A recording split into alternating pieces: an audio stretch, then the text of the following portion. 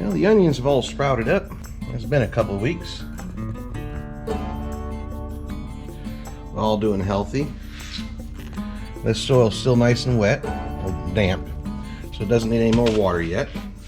I just came to give it a check. I did have to do a little bit of weeding and give some more water to these lemons. As you can see, they've gotten their leaves back being under this bright light down here. So that'll work out okay. This one's not quite as far along as the other two are. I'm not too worried about them fully recovering because this is going to end up getting cut off anyways, because these were grown from seed. But I'm going to graft on some from a dwarf Meyer lemon tree I have. So I really just need them to stay good and alive. That will allow them to be producing lemons, maybe not next year, but the year after. So I'm happy with that. It's getting close to time to start planting our other stuff down in here. For transplants out in April. This is just now the first week of March. So yeah, I think our average last frost date here is April 15th. So that gives me 6 weeks to get whatever we're gonna transplant out in the garden sprouted. So later on today we're probably gonna go to the store and pick out what seeds for the plants we want to grow. Also, I've ordered some seeds for some giant couscous corn from Peru, and I'm hoping to grow that this year. I think it'll be the perfect thing for our garden soil outside. These stalks grow huge, and corn is normally a heavy nitrogen feeder, but this old Peruvian corn that grows huge actually puts off aerial roots, from what I understand, and they actually collect. They have a bacteria that they live in a symbiotic relationship with that lives on those roots and extracts nitrogen directly from the air. And because they are such big plants, I'll be able to just chop and drop them after I harvest the corn to add a lot of both nitrogen and organic matter back to the soil. Ironically, growing a plant that normally depletes soil of nitrogen. So that's going to be a fun experiment. The real reason I'm wanting to grow them is I'm wanting to make the original 1800s recipe for corn nuts, which uses that giant Peruvian corn. The kernels end up being about the size of a quarter. You know, about the size of a hominy corn. So that should be good. I hope they grow and I get a decent harvest. I've been preparing a plot outside for that. It's still quite mucky out there right now. It's been raining all week. I'll give you an update on that when I can get out there and till on it again, show you what I've done there to try and improve that little patch of soil. But as for now, I'm done checking on this down here. I gotta bring some bottles up because today it's time to finally bottle my homemade wine. I started back in October, so that's gonna be fun. Alright, it's time to bottle the wine. I've gotten 24 of these bottles washed out and sterilized with some rinse-free sterilizer. Now I've got my siphon all set up with my bottle filler. I'm just going to set the bottles down here in a chair and get to filling.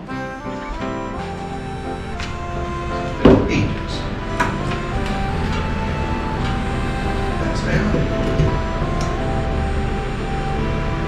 The siphon going.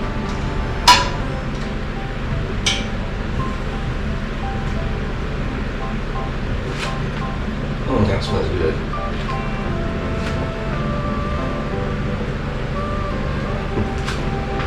Take you in a little bit closer.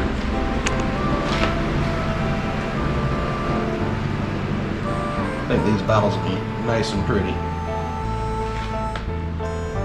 They are swing top bottles. I was able to get them at a local dollar store. I think they're about $1 or $2 a bottle.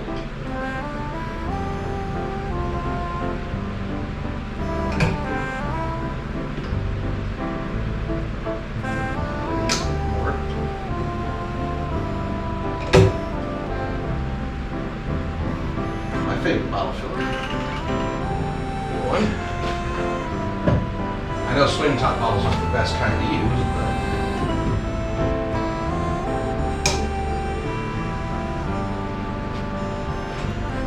but well, they're cheap, and at the end of the day, if I need to use them again, I can always cork them if the swing tops happen to fail.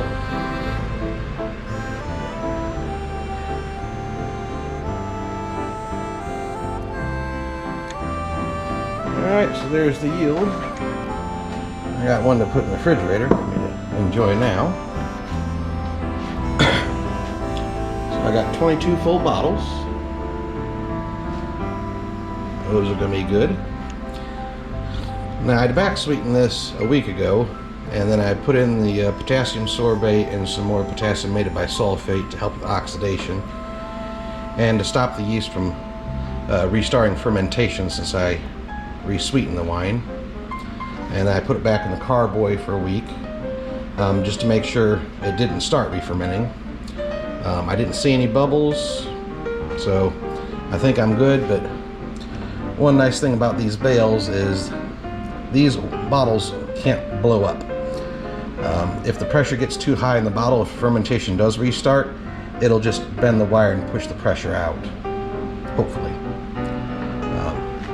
Being a sweet dessert wine, I'm not really worried about these keeping for 10, 20 years without spoiling. They just aren't going to last that long. They're going to get drank before then. So there's that. Maybe tomorrow will be nice and dry, and I can take you out to the spot I'm preparing in the garden. Alright, so we're going to be planting the giant corn. Well, at least in part of it. Probably about half of it. Move the portable planters over in one nice row here. We'll get some other stuff planted in. Need to top this one up. Fortunately, I have enough compost mixed up at the garage. We just got to sift it out. So we'll get these topped up. Get our potatoes chitted so we can get them planted in here. Next season, and we get to see how these are doing. I actually built the pallet for this one to sit on, and it has weathered the best. When I went to move this one, you can see down there, it broke and I poked a hole in the liner. So this one probably isn't going to hold water much on its own anymore, and will need to be watered more often. The other two, they're doing fine. So I guess a lesson for the future is if I'm going to build these, I need to build the pallets myself. The pine pallet wood just doesn't last long enough sitting on the ground, and it's not thick enough to look like it's going to last very many seasons. That's enough of that. So to prepare this, first off, up here, you see a little hole. A couple of years ago, neighbors had a tree taken out by the power company, and I asked them to leave me all the wood chips, and I just let them sit here for a couple of years and rot down. So that got sprinkled over this. I tilled it in along with some ashes, and then I did a soil test and calculated that I needed approximately 300 pounds of lime for this little plot to make the soil a little less acidic. So I've got that put in, tilled it in, and then I went around the yard and up in the woods even with my lawn sweeper and gathered up as many leaves as I could and spread them out and tilled them in. And here's where we are now. Oh, soil's getting decent, but it's not quite there yet. I'm planning on using the sawmill a little bit later. I've got to reblock it, but as you can see, I got a nice stack of logs here to mill. But I brought some cinder blocks out to put under the corners of the trailer. These jacks I installed just aren't working. They just They were supposed to be heavy duty, as you can see, 6,000 pound rated, and they're nowhere near. This trailer doesn't weigh 6,000 pounds. Neither does the sawmill or any log I put on, but they've all just buckled under the weight of the trailer itself. So I'm going to take them off and just stack some cinder blocks under the corners to get it re-leveled. And then we'll be ready to use the sawmill again. So that's it for the garden so far. I've got to go fix a little exhaust leak I got in my car. And we're going to go into town and look at what seeds we want to plant this year. Don't have to grow much. Got freezers good and full, but I think I want to grow at least a few squash and zucchini plants for fresh eating. We've got our onions going there in the basement.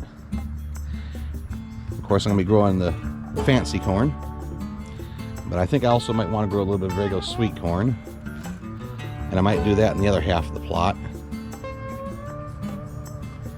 And a few pepper plants. I pulled some of my peppers out of the freezer the other day, and I couldn't use them. They were freezer burn. They just tasted horrible. Alright, so I found my exhaust leak, just doing some spring maintenance on the car.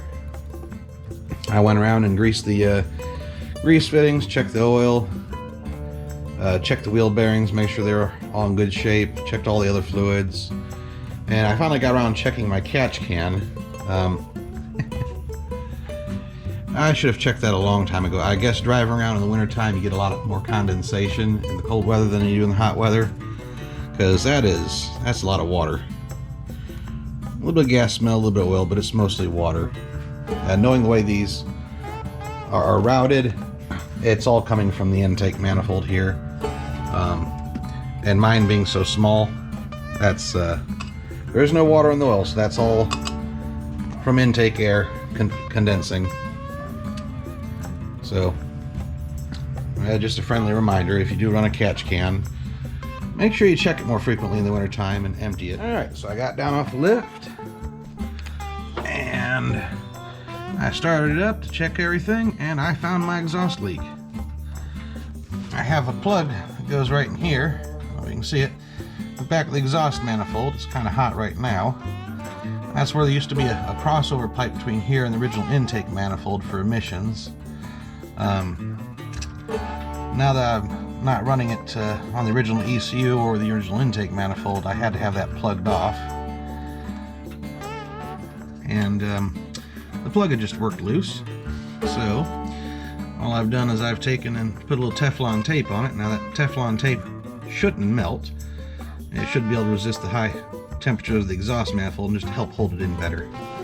So I'm just going to thread that in, and that solves that problem. I looked all over the exhaust for it.